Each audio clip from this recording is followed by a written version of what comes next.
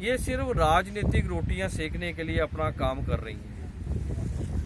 ये सरकारी बोली हो चुकी है, ये बोली सरकारें हैं। गोरे अंग्रेज चले गए, कारे अंग्रेज हमारी यहाँ पे आगे धरती पे आज भी बैठे हैं, विधानसभा में बैठे हैं, राज्यसभा में बैठे हैं। जब तक हिंदू भाईचारा इकट्ठा नहीं होगा, जब तक हमारी ताकत नहीं बढ़ेगी। हमारे जो सिख भाईचारा है, हमारा ही वो परिवार है, हम उनसे भी रिक्वेस्ट करते हैं, निवेदन करते हैं कि वो भी आए, आगे बढ़ चढ़ के हमारा साथ दें। जो हमारा हिंदू भाईचारों के ऊपर जो हमारा कत्लेआम हो रहा है, हिंदुओं के ऊपर अत्याचार हो रहा है, हम उसका समर्थन करें। जब जब हिंदू भाईचारा इकट्ठा नहीं होगा, जब तक ये सरकारें, ये प्रशासन और ये मुस्लिम समुदाय हमारे ऊपर अत्याचार करती आएंगे, क्योंकि बहुत बड़ा इनका गिरोह बढ़ चुका है। पिछले दिनों आप देखो, आपका दिल्ली में एक आंदोलन चल रहा था, आंदोलन में सब मुसलमान भाइयों का वो चल रहा था।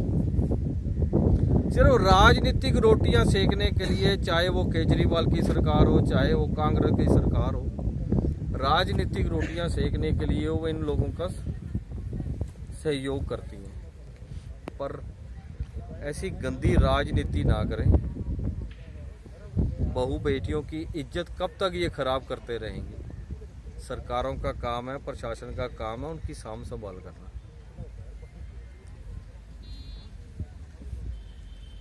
और मैं सरकार से, भारत सरकार से निवेदन करूंगा कि जितने भी ये समुदाय के लोग हैं, इनका बायकॉट करें। इनको इनके जहाँ इनका निवास है पाकिस्तान में जाके इनको वहाँ छोड़ाएं। ये कुछ बांग्लादेशी भी हो सकते हैं, कुछ पाकिस्तानी लोग भी। ये आतंकवादी लोग हमारे देश में आ गए, इनको भगाना चाहिए। भारत माता की जय। इनकलाब जिंदाबाद, इनकलाब जिंदाबाद। धन्यवाद भाई साहब, सबसे पहले तो आप आए यहाँ। दूसरा देखिए, कल कुछ लोगों ने बयान दिए हैं, मुनव्वर राना जैसों ने, कि हत्या को जायज ठहरा रहे हैं। देखिए, कार्टून बना, हम इसके खिलाफ हैं, किसी की भी भावना आहत नहीं होनी चाहिए। पर अगर भावना आहत पर हत्या करना जायज है, तो अमर जवान ज्योति पर रोहिंग्या मुसलमानों के लिए लात मारी गई, वो हमारी भावना है। फिर तो उस व्यक्ति, उस लड़के की भी हत्या होनी चाहिए। हमारे अभी पुलिसकर्मी जो दिल्ली में हमारी महिला कांस्टेबलों को मारा गया, हमारे पुलिस, हमारी सेना हमारे लिए भगवान समान है। फिर तो उन हर व्यक्ति की हत्या होनी चाहिए। और यदि हत्या को आप इस तरीके से जायज मानते हैं करनी, तो ऐसे कितने हमारे देश में काम हो चुके हैं जिनमें हर व्यक्ति की हत्या होनी जायज है। ये हत्या को इस तरीके से जायज ठहरा कैसे सकते हैं? देखिए, भावनाहत हुई, मानते हैं कि जो काम करा वो गलत है, कानूनिक रूप से जो सजा बनती है वो मिलनी चाहिए उस व्यक्ति को। पर किसी की हत्या करना जायज ठहराना कि भाई कोई किसी के लिए मार देगा, तो फिर जो गौ हत्या होती है तो वो हर हत्या जायज है, होनी चाहिए। फिर अगर आप अपनी हत्या को जायज मानते हो, तो देश के अंदर इतनी हत्याएं हो रही हैं, फिर हर वो हत्या जायज है। फिर आप चिल्लाते क्यों हो कि मॉब लिंचिंग हो गई, मॉब लिंचिंग हो गई? फिर आपका ये जो दोहरा मापदंड है ना, इसी दोहरे मापदंड के खिलाफ हम लोग यहाँ सड़कों पर उछल पड़ते हैं। यानी एक क्रांतिकारी परिवार को, लोगों को क्या आवश्यकता है कि आपके खिलाफ बोलने की? अरे उन्होंने तो सबके लिए जान दी थी ना, फिर भी आज आपके लिए बोल रहे हैं। उसका कारण क्या है? कभी सोचा? पूरे विश्व में केवल सारे लोग आपसे ही परेशान क्यों हैं? कभी सोचा? आप देखिए कि एक जो हमारे बगल में रहता है ना, जिसे हम कभी चाचा कहते थे, आज उस पर भी शक होता है कि साला कम हमारी हत्या नहीं कर दे कहीं। ऐसा क्यों माहौल बनता जा रहा है पूरे देश के अंदर? ये डर का माहौल बन क्यों रहा है, ये पूछना चाहते हैं हम लोग। और केवल कितने लोगों से जो टीवी डिबेट पर आकर कुत्ते की तरह भौंक कर जाते हैं, केवल उनकी वजह से। और सरकार ऐसे लोगों पर कोई कानून के तहत कार्रवाई करती क्यों नहीं?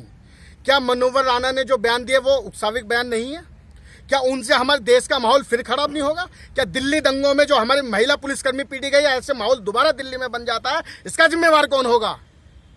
हमारे प्रशासन में लगा लोग हमारे घर के लोग हैं, किसी के बाहर के लोग नहीं है। ये पीटते हैं तो दर्द होता है। अगर वो दर्द आपको लगता है कि उसमें हत्या करनी जायज है, तो फिर प्रशासन जो पिटता है ना, उसके लिए कल को अगर हिंदू समाज सड़कों पर उठ के किसी की हत्या करता है तो वो भी जायज होगा। वो दोहरा मापदंड नहीं चलेगा कि एक व्यक्ति की हत्या तो हंगामा पूरे देश में, दूसरे आदमी की हत्या तो वो जायज। पहले भी इन्होंने कमलेश तिवारी की हत्या को जायज ठहरा दिया। अरे कमलेश तिवारी ने 2.5 साल अपने जेल में बिताए थे, जो उसने गलती करी उसको लेकर उसने 2.5 साल जेल में बिताए, उसे कानून ने सजा दी, पर आपने उसकी हत्या को जायज ठहरा दिया। कल को तो फिर कोई भी उठेगा, फिर तो जो गौ हत्या करते हो आप, उन्हें कैसे आप कह सकते हैं कि ये चीजें गलत हैं? गौ के लिए कोई किसी को क्यों मारते? बड़े बड़े पत्रकार, बड़े बड़े सेलिब्रिटी, बड़े बड़े लेखक, ये लोग कहते हैं गौ हत्या पे आप किसी की हत्या कैसे कर सकते हैं? अरे हत्या करना किसी भी चीज के लिए गलत है, और अगर आप इसे गलत नहीं मानते तो फिर मैं गौ हत्या को भी गलत नहीं मानता, क्योंकि वो भी हमारी भावनाओं से पीड़ित है। माता कहते हैं हम उन्हें। जो कश्मीर में हमारी सेनाओं को 5-5 साल के आदमी पत्थर मार देते, फिर उस 5 साल के लड़के की भी हत्या होनी चाहिए, फिर वो भी जायज है, क्योंकि सेना को हम भगवान समान मानते हैं। फिर आज हर व्यक्ति की हत्या होनी चाहिए। संविधान कहीं रहेगा ही। या तो संविधान से चलो या फिर अपने तरीके से चलो। और आज पूरा हम ही नहीं, पूरा विश्व इस चीज से बहुत ज्यादा परेशान है कि देश के अंदर माहौल क्या बनता जा रहा है। कोई भी व्यक्ति उठता है, हत्या कर देता है, और फिर उस चीज को लोग जायज ठहरा देते हैं। अरे हत्या जायज नहीं हो सकती, किसी भी रूप में हत्या जायज नहीं हो सकती।